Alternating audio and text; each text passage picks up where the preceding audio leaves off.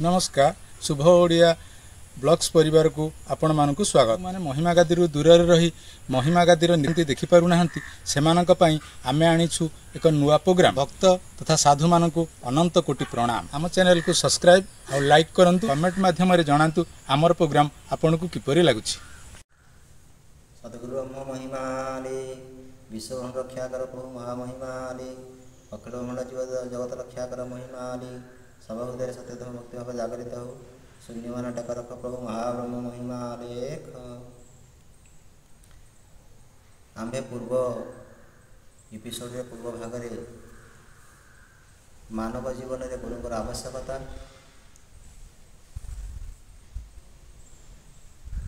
आलोचना करथिले एवं गुरुंक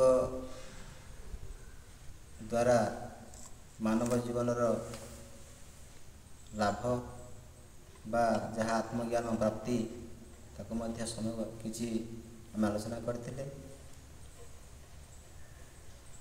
आत्मज्ञान कहले कौन? जो जो ज्ञान द्वारा जीव ठारे ब्रह्मत्व भाव सृष्टि हुए ता कहती आत्मज्ञान। आत्मा कौन? श्रीमद् भगवद गीता रे भगवान श्रीकृष्ण कहते नन्यम छिन्दन्ति शस्त्राणि नन्यम दहति पावक न चैनम प्रदयन्त्यापो न शस्त्र मारुत।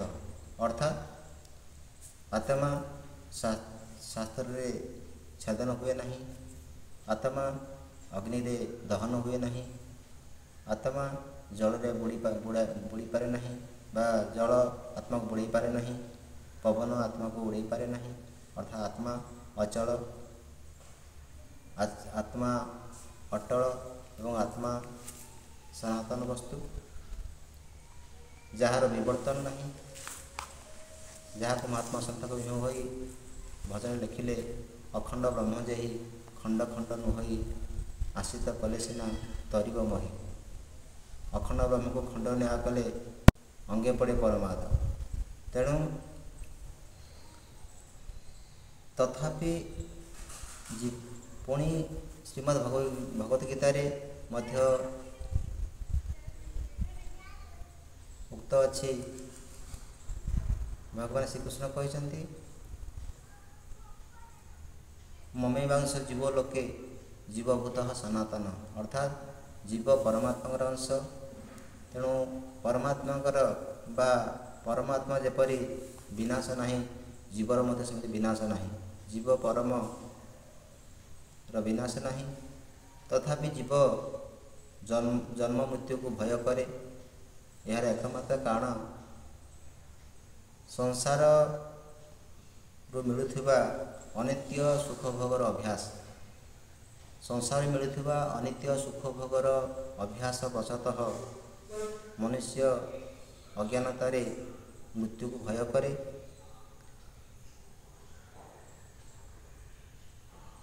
एणु ये भोग अभ्यास छाड़ी ये भोगर अभ्यास छाड़ी भोग प्रति वैराग्यर अभ्यास जदि मानव करे तेबे से निश्चित भाव में जन्म मृत्यु भयरू मुक्त हो पारिबो। एथिपाई आवश्यक आत्मज्ञान। आत्मज्ञान द्वारा ब्रह्म दर्शन हुए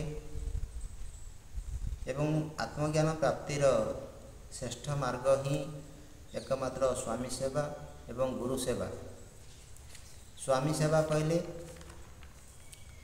सारा सृष्टिर जे नियंता सकल जीव जगतर एकमात्र अंतर्यामी आत्मा सकल जीवर पिता माता स्वामी प्राणदाता मोक्षदाता गुरु एकाधार से एक निर्गुण शून्य परम ब्रह्म अलेख महिमा तांकर उपासना एवं गुरु सेवा कहले आम राज्य साहित्य रे उक्त अछि पितृदेव मातृदेव अतिथि देव आचार्य देव। अर्थात पिता माता आचार्य अतिथि एवं संसार विरागी सन्यासींकर ସେବା ସତ୍କାରକୁ ଗୁରୁ ସେବା କୁହାଯାଏ। ସେବା ଭକ୍ତି ଦ୍ୱାରା ହିଁ ଏକମାତ୍ର ସେବା ଭକ୍ତି ଦ୍ୱାରା ହିଁ ଆତ୍ମଜ୍ଞାନ ପ୍ରାପ୍ତିର ମାର୍ଗ ପ୍ରଶସ୍ତ ହୋଇଥାଏ। ଏକ ଜନପ୍ରବାଦ ଅଛି, ରୋଜ ନ ରୋଜ ଖା ପିତା, ବୁଝ ନ ବୁଝ ଗା ଗୀତା। ଯାହାକୁ ମହାତ୍ମା ସନ୍ଥ କବି ଭୀମ ଭୋଇ ନିଜ ଭାଷାରେ କହିଲେ, ପେଲି ପଶିରେ ଝସାଇ ଦୟା ହେବ ତେବେ ଯାଇ, ଅନାମିକା ପଦ ନିଶ୍ଚୟ ହେବ ପ୍ରାପତ। ଅର୍ଥାତ୍ କାହାକୁ ପେଲିକି ପଶିବ ନା ମନ ରାଜ୍ୟରେ କଳ୍ପିତ ଇନ୍ଦ୍ରିୟ ପ୍ରବୃତ୍ତି ସମୂହକୁ କାଟି ଅତୀନ୍ଦ୍ରିୟ ସୁଖ ଆଶାରେ ବ୍ରହ୍ମଚିନ୍ତନ କରିବା, ଯାହାକୁ ସାଧୁସଙ୍ଗ କହିଲେ ମଧ୍ୟ ଅତ୍ୟୁକ୍ତି ହେବ ନାହିଁ। ତେଣୁ ଯଥୋଚିତ ସେବା ବା ଗୁରୁ ଆଜ୍ଞା ପାଳନ ପାଇଁ ପ୍ରଥମେ ମାନବ ନିଜକୁ ଶୁଦ୍ଧ ଏକ ସୁସ୍ଥ ମାନସିକତା ଏବଂ ସାମର୍ଥ୍ୟବାନ କରିବା ନିତ୍ୟାନ୍ତ ଆବଶ୍ୟକ। ଏହା କିପରି ସମ୍ଭବ? ଏହାର 4ଟି ଉପାୟ ଅଛି। ଶାସ୍ତ୍ରରେ ମା ମହାପ୍ରଭୁ ମହିମା ସ୍ୱାମୀ 4ଟି ଉପାୟ ଦେଇଛନ୍ତି। ପ୍ରଥମ ଉପାୟ ସାଧୁସଙ୍ଗ, ଦ୍ୱିତୀୟ ଉପାୟଟି ଶ୍ରବଣ, ତୃତୀୟ ଉପାୟଟି ମନନ ଏବଂ ଚତୁର୍ଥ ଉପାୟଟି ନିଧିଧ୍ୟାସନ। ସାଧୁସଙ୍ଗର ଅର୍ଥ କ'ଣ? ନା ସାଧୁସଙ୍ଗ କହିଲେ ବେଦାନ୍ତ ବିଚାର ଏବଂ ସତ୍ପୁରୁଷଙ୍କର ସାନ୍ନିଧ୍ୟ ଲାଭ ବା ସତ୍ପୁରୁଷଙ୍କ ସଙ୍ଗ ଲାଭ। ସାଧୁସଙ୍ଗ କହିଲେ ସଦାଚରଣ ଏବଂ ପାରମାର୍ଥିକ ସତ୍ୟକର୍ମ ସାଧନ ଏବଂ କର୍ତ୍ତବ୍ୟ କର୍ମ ସମ୍ପାଦନକୁ ମଧ୍ୟ ସାଧୁସଙ୍ଗ କୁହାଯାଏ। ସାଧୁସଙ୍ଗରେ ଲାଭ କ'ଣ? ସାଧୁସଙ୍ଗ ଦ୍ୱାରା ମନର ଚଞ୍ଚଳତା ବା ଚଗଲାମି ନଷ୍ଟ ହୋଇ ମନ ଶାନ୍ତ ଏବଂ ଏକାଗ୍ର ହୋଇଥାଏ। ମନ ପାପ ପ୍ରବୃତ୍ତିରୁ ବିରାମ ବା କ୍ଷାନ୍ତ ହୋଇଥାଏ। ଅନ୍ତଃକରଣ, ମନ, ବୁଦ୍ଧି, ଚିତ୍ତ ଅହଙ୍କାର ଏହାର ମଧ୍ୟ ପରିଶୁଦ୍ଧି ସମ୍ଭବ ହୋଇଥାଏ। ସାଧୁସଙ୍ଗ ଦ୍ୱାରା ପୂର୍ବପାତକ ଅର୍ଥାତ୍ ସଞ୍ଚିତ କର୍ମ ଏବଂ କ୍ରିୟମାଣ କର୍ମ ଏହି 2ଟି କର୍ମ ଦୋଷ ନଷ୍ଟ ହୋଇଥାଏ ଏବଂ ପ୍ରାରବ୍ଧ କର୍ମ ମଧ୍ୟ କିଛି ମାତ୍ରାରେ ନିୟନ୍ତ୍ରିତ ହୋଇଥାଏ। କାରଣ ପ୍ରାରବ୍ଧ କର୍ମ ଅନୁସାରେ ବର୍ତ୍ତମାନର ଆମର ଏ ଦେହ ବା ଶରୀର ନିର୍ମାଣ ହୋଇଛି ମାତୃଗର୍ଭରେ ଏବଂ ପ୍ରାରବ୍ଧ କର୍ମ ଅନୁସାରେ ଜୀବକୁ ମଧ୍ୟ ସୁଖ ଦୁଃଖ ଭୋଗ କରିବାକୁ ପଡ଼ିଥାଏ। ତେଣୁ ଯାହାହେଲେ ମଧ୍ୟ ପ୍ରାରବ୍ଧ କର୍ମର ପ୍ରଭାବ ସାଧୁସଙ୍ଗ ଦ୍ୱାରା ମଧ୍ୟ କିଛି ମାତ୍ରାରେ ନିୟନ୍ତ୍ରିତ ହୋଇଥାଏ। କିନ୍ତୁ ଏହା ନିଶ୍ଚିତ ଯେ ସଞ୍ଚିତ ଏବଂ କ୍ରିୟମାଣ କର୍ମର ଦୋଷ ସାଧୁସଙ୍ଗ ଦ୍ୱାରା ହିଁ ନଷ୍ଟ ହୋଇଥାଏ ଏବଂ ସାଧୁସଙ୍ଗ ଦ୍ୱାରା ମାନବର ଅଜ୍ଞାନତା ଏବଂ ଅବିଦ୍ୟା ଦୋଷ ଦୂର ହୋଇ ସତ୍ୟ ଧର୍ମ ପାଳନରେ ସାମର୍ଥ୍ୟ ଲାଭ କରିଥାଏ। ତେଣୁ ସାଧୁସଙ୍ଗରେ ଏମିତି ଅନେକ ସୁଫଳ ମନୁଷ୍ୟକୁ ପ୍ରାପ୍ତ ହୋଇଥାଏ ବା ସାଧକୁ ପ୍ରାପ୍ତ ହୋଇଥାଏ।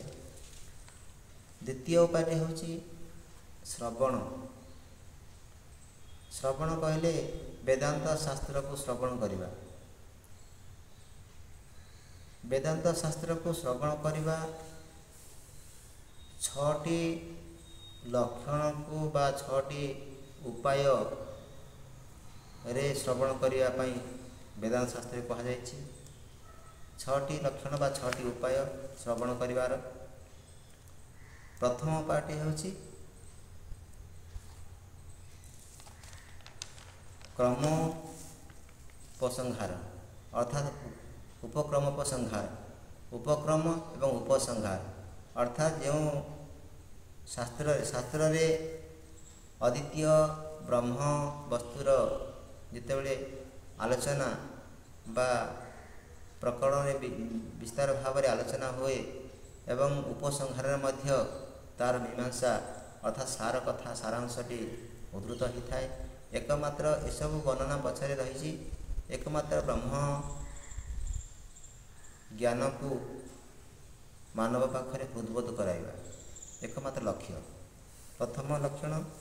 ଦ୍ୱିତୀୟ ଲକ୍ଷଣଟି ହେଉଛି ଅଭ୍ୟାସ ଅର୍ଥାତ୍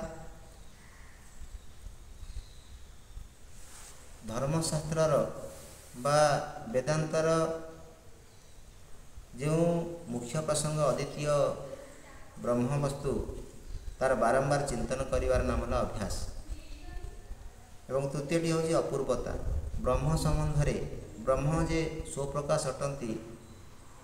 ସ୍ୱପ୍ରକାଶ ଅଟନ୍ତି ଏହା ଜାଣିବା ପାଇଁ କୌଣସି ପ୍ରକାର ପ୍ରମାଣର ଆବଶ୍ୟକ ହୁଏ ନାହିଁ। ଏହା ହିଁ ଏକମାତ୍ର ଅପୂର୍ବତା। ଏବଂ ଚତୁର୍ଥ ଲକ୍ଷଣ ହେଉଛି ଫଳ। ବ୍ରହ୍ମନିଷ୍ଠ ଗୁରୁଙ୍କର ଉପଦେଶ ସାଧନ କରିବା ଯାହାର ଫଳ ବ୍ରହ୍ମ ଉପଲବ୍ଧି, ଏହା ଏକମାତ୍ର ଶ୍ରବଣର ଫଳ।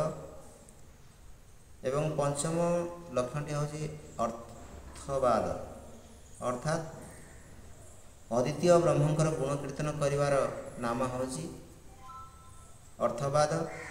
ଏବଂ ଷଷ୍ଠ ଲକ୍ଷଣଟି ହେଉଛି ଉପପତ୍ତି ଯାହା ଦୃଷ୍ଟାନ୍ତ ଦ୍ୱାରା ଅଦ୍ୱିତୀୟ ବ୍ରହ୍ମକୁ ମାନବକୁ ହୃଦ୍ବୋଧ କରିବାର ପ୍ରୟାସ। ଏହା ହେଉଛି ଷଷ୍ଠ ଉପାୟ ଶ୍ରବଣ କରିବାର। ତେଣୁ ଏହି 6ଟି ଲକ୍ଷଣରେ ବା ଉପାୟରେ ମନ କେନ୍ଦ୍ରିତ କରି ବେଦାନ୍ତ ଶାସ୍ତ୍ରକୁ ଶ୍ରବଣ କରିବାର ଆବଶ୍ୟକତା ଅଛି। ଏ 6ଟି ଉପାୟର ସାରାଂଶ ହେଲା ଏକ ଅଦ୍ୱିତୀୟ ପରମ ବ୍ରହ୍ମ ବସ୍ତୁରେ ବା ଏକ ଅଦ୍ୱିତୀୟ ପରମ ବ୍ରହ୍ମ ବିଷୟକ ଜ୍ଞାନ ଆହରଣ କରିବା ଏକମାତ୍ର ଲକ୍ଷ୍ୟ। ଶ୍ରବଣ କରିବା, ଅସାରକୁ ଛାଡ଼ି ସାର କଥାକୁ କେବଳ ଧାରଣ କରିବା, ଶ୍ରବଣ କରିବା। ତୃତୀୟ ଉପାୟଟି ହେଉଛି ମନନ ଅର୍ଥ ବିଧି ମତରେ ଶାସ୍ତ୍ରୀୟ ଭାବରେ ବା ଗୁରୁ ଆଜ୍ଞା ମତରେ ଅଦ୍ୱିତୀୟ ବ୍ରହ୍ମ ବିଷୟକୁ ବାରମ୍ବାର ମନରେ ସ୍ମରଣ କରିବା କୁହାଯାଏ ମନନ। ଏବଂ ଚତୁର୍ଥଟି ହେଉଛି ନିଦିଧ୍ୟାସନ। ଶ୍ରବଣ ଏବଂ ମନନ ଦ୍ୱାରା ସାଧକ ପାଖରେ ଯେଉଁ ବ୍ରହ୍ମ ବିଷୟକ ଏକ ନୈସର୍ଗିକ ଆନନ୍ଦ ଅନୁଭବ ହୁଏ ତାକୁ କୁହାଯାଏ ନିଦିଧ୍ୟାସନ। ଅର୍ଥାତ୍ ବାରମ୍ବାର ଶ୍ରବଣ ଏବଂ ମନନ କଲେ ସାଧକଠାରେ ନିଦିଧ୍ୟାସନ ଉପାୟଟି ଆପେ ଆପେ ସହଜ ହୋଇଥାଏ, ଯାହାକୁ ଆମେ ବ୍ରହ୍ମ ଜ୍ଞାନ ପ୍ରାପ୍ତିର ଏକ ଶ୍ରେଷ୍ଠ ସ୍ଥିତି ବୋଲି ମଧ୍ୟ କୁହାଯାଇପାରିବ। ଏଣୁ ସତ୍ସଙ୍ଗ, ଶ୍ରବଣ, ମନନ ଏବଂ ନିଦିଧ୍ୟାସନ ଏ 4ଟି ଉପାୟ ଦ୍ୱାରା ହିଁ ମନୁଷ୍ୟ ବା ସାଧକ ବ୍ରହ୍ମ ଅଙ୍ଗ ବା ଦିବ୍ୟ ଅଙ୍ଗ ବା ଦିବ୍ୟ ଜୀବନ ଲାଭ କରିପାରେ। ଦିବ୍ୟ ଜୀବନ ଲାଭ କଲେ ଜୀବନରେ ଗୁରୁ ସେବା ଏବଂ ସ୍ୱାମୀ ସେବା କରିବା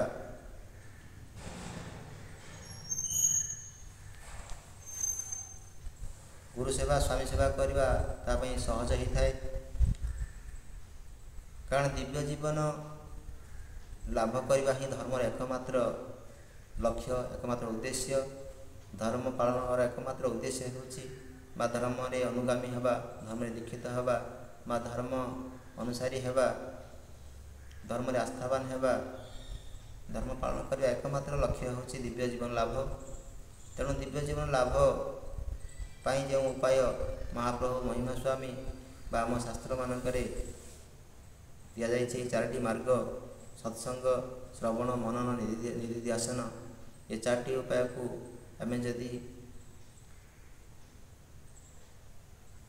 ଅଭ୍ୟାସ କରିବା ଏବଂ ରୁଚିପୂର୍ବକ ଅଭ୍ୟାସ କରିବା, ତେବେ ନିଶ୍ଚିତ ଭାବରେ ମାନବ ଜୀବନ ସାର୍ଥକ ହେବ ଏବଂ ମହାତ୍ମା ସନ୍ଥ ଭୀମଭୋଇଙ୍କର ଭାଷାରେ କର ସାଧୁସଙ୍ଗ ନିଶ୍ଚୟ ପରାପତ ହେବ ବ୍ରହ୍ମଅଙ୍ଗ, ନିଶ୍ଚୟ ପରାପତ ହେବ ବ୍ରହ୍ମଅଙ୍ଗ। ଗୁରୁ ବ୍ରହ୍ମ ମହିମାଲେ ମହାମହିମାଲେ